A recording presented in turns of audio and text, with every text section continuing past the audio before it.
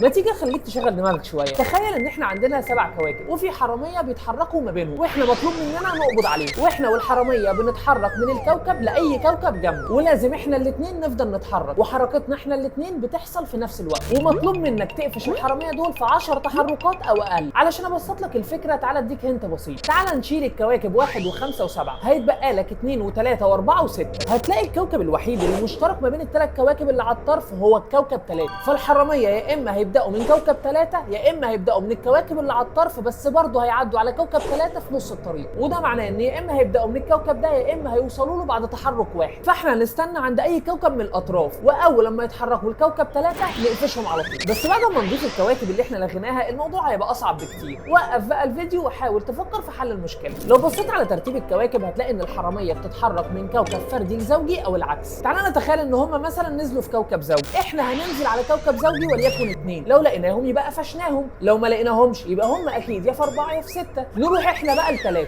لو ما لقيناهمش في 3 يبقى اكيد هم اتحركوا يا ل5 يا ل7، فاحنا بقى نروح ل4. طب لو ما لقيناهمش في 4 يبقى اكيد هم في 6 وهيتحركوا يا ل3 يا ل7، فاحنا نروح ل3. لو لقيناهم هناك كان بها، لو ما لقيناهمش يبقى اكيد هم رجعوا ل7.